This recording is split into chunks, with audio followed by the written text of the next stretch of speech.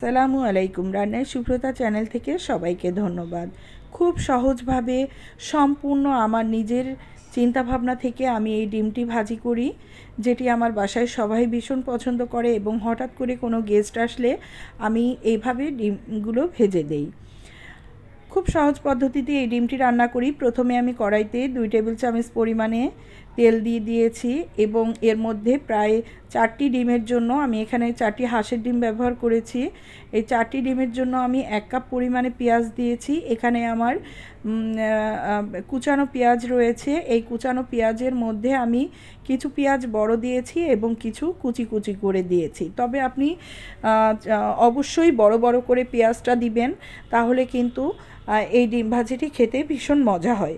আমার বাচ্চারা খাবে বলে আমি কিছু কুচানো পেঁয়াজ দিয়েছি এর মধ্যে, আর 2টি কাঁচা ঝাল দিয়েছি। এর মধ্যে আমি আরও 2টি শুকনা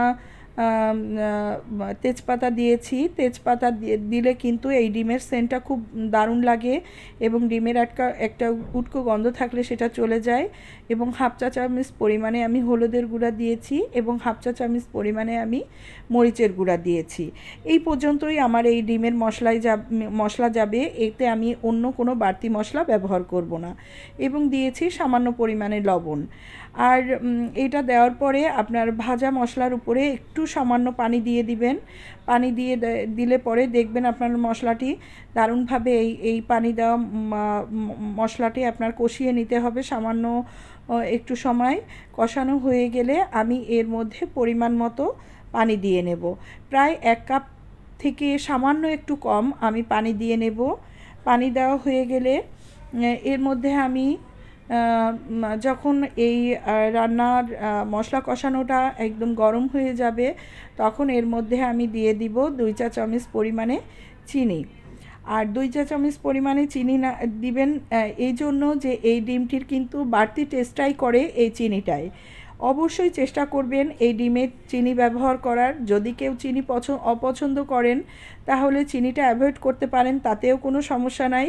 কিন্তু চিনিটা দিলে কিন্তু এই ডিমের টেস্টটা অনেক বাড়িয়ে দেয়।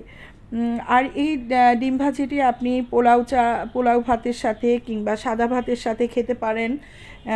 এটি আমার বাসায় সাধারণত যখন হঠাৎ করে কোনো গেস্ট চলে আসে, বাসায় দেখা যায় অনেক রান্নার পাশে আমি 2টি ডিম ভেজে দিই এবং আমি দেখেছি আমার বাসায় যত গেস্টই আসুক না কেন এই ডিম ভাজিটি দিলে তারা ভীষণ পছন্দ করে খায়।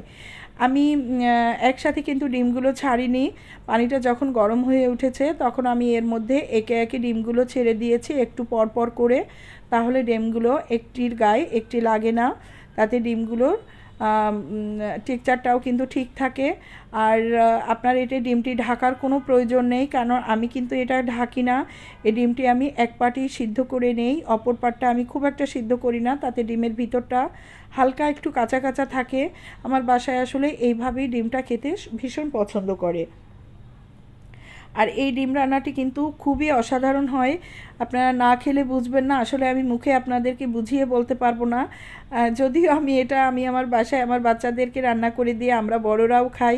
আমার ম্যাক্সিমাম টাইম দেখা যায় যে রান্না ভালো লাগছে না, খেতে কিছু ভালো লাগছে না, তাড়াতাড়ি করে 2টা বা 4টা ডিম ভেজে ফেলি, যেটা বাসায় ভীষণ পছন্দ করে। আশা করি আপনারা বাসায় সবাই এই ডিম ভাজিটি ট্রাই করবেন। আর একটা কথা, আমি চ্যানেলটি নতুন চালু করেছি, আমার অনেক ভুল ত্রুটি থাকতে পারে, আপনারা ক্ষমা সুন্দর দৃষ্টিতে দেখবেন। সবাই আমার চ্যানেলটি সাবস্ক্রাইব করে দেবেন। ভালো থাকবেন। আল্লাহ হাফেজ।